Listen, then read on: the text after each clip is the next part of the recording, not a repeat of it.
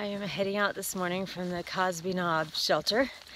It was real crowded last night. We had to keep squeezing people in. I think we ended up with 8 across the top and maybe 8 or 9 on the bottom in a 12-person shelter. It rained all night and a couple people came in about 8 o'clock as everybody was going to sleep, and they actually just slept on a bench and on the floor. A couple people were brave and tented, but it was a pretty wet, rainy night. And some of the folks decided they wanted to get up at like 6:30 in the morning, which is totally cool with me, but they were not using their inside voices. They were talking as if they were the only people in the world, and I don't know why people do that. It's like, come on, some people want to sleep a little bit longer.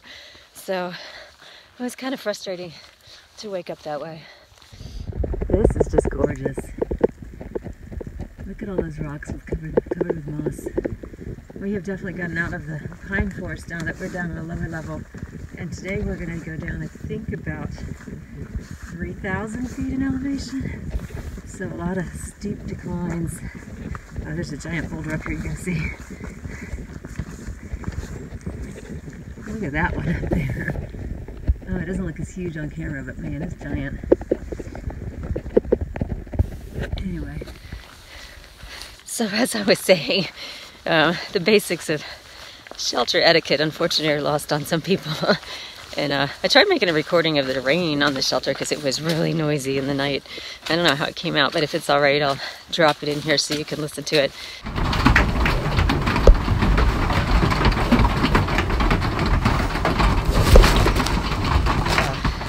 A lot of people use earplugs in the shelters at night. I don't, just because the sounds don't normally bother me that much, but they do early in the morning, the talking. You know, it's one thing to hear the sound of somebody packing up their pack and trying to be quiet, but people who are just jabbering on about whatever, you know, at 6:30 in the morning are a little frustrating to me.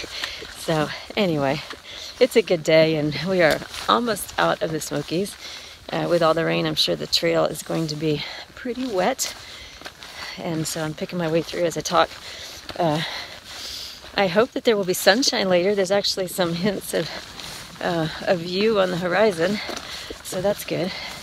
And Tina, the trail angel who took us from Newfound Gap and back, has offered to do some trail magic for us at the Davenport Gap shelter. So I don't know what's in store tonight, but it's something to look forward to as we make the 7-mile hike with a real steep down, a real steep up, and then like 4 miles down. It promises to be almost, or probably more, interesting than the down into Fontana Dam. So we'll see how it goes. So here's a little sign that's kind of intimidating. It says hikers are advised to use caution and hike through this section single file. So I guess it's going to get kind of treacherous. And yesterday I was talking about how I'm getting better about my feet and knowing where to place them. And I was talking to my friend Orion last night, and he was saying he's like a computer. And his brain is just constantly calculating where to put his feet, and he's getting better and better and faster and faster. So I thought that was kind of funny, but I am going to turn the camera on and mind my step. Alright, Lorax and I survived the big down and the big up. And it is so foggy here. You can barely see the sign. Pretty cool. You having fun yet? Yeah, I'm here. I'm here all week. Here all week, yeah. We're looking over there at the steps. You can barely make them out because of the wind. I mean, the fog. And there's a white blaze over there. And if we read the sign right, 5.2 Davenport Gap, all downhill. This trail leads you to a tower. Oh, yes. That's supposed to be spectacular views. That's right. But it's 0.6 miles up, and you can see, you can't even see the top of the trail. Yeah. So, we're not going to do that. Okay, so you're hiking the Appalachian Trail, and you come to this. Which do you choose? This way. That way? Follow the rocks, okay. There's this bright yellow thing in the sky. It's the sun. I haven't seen it in 3 days. It's awesome. And look at this view. It's so nice to see another view. Yeah. Take a break. I am too. That is a view. Wow. Let's see what's over here. Yeah, it's time for the second breakfast or first lunch. That's a cookie right there. That's packed, I'm telling you. You ever heard of pemmican? Look at all the Indians green would take down all there. this dry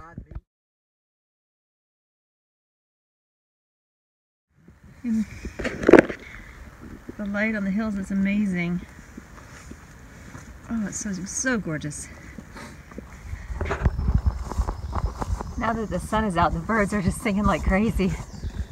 It's pretty cool to listen to them. I hope you can hear that. It's kind of like they were all just hiding, waiting for the sun for days.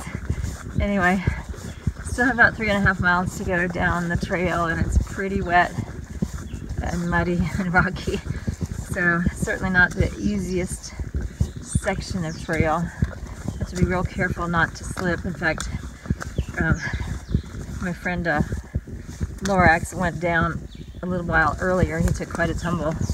You just have to be super careful because you never know when you might slip and you are down on the ground or over the hill before you even realize what happened. So I just came up for this big log. The trail is over that way, and this thing is massive.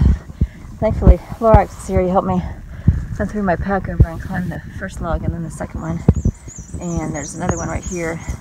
Obviously these are still fresh and they just haven't had a chance to come and tidy things up for the hikers, but that's okay. That's part of the trail. And we keep saying if it was easy it wouldn't be the AT. So all those kinds of things are hard for the course. But so far the trail has evened out a lot. Still muddy and slippery, but not nearly as rough as it was at the beginning. I think I'll probably still have about 2 more miles to go. And looking forward to seeing Tina and Sarah Jane down at the shelter. They supposedly are going to have some trail magic for us, which will be a nice treat. And with the sun being out, it kind of changes everything. Whole perspective is different because it's a sunny day now.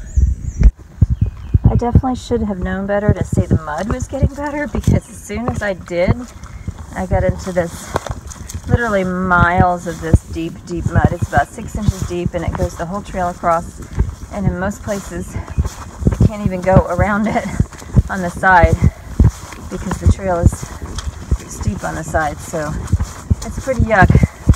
But I think I'm only 1.5 miles from the shelter, so I will muddle through. I don't think Tina's here yet, but that's okay because it'll give me a minute to get settled in.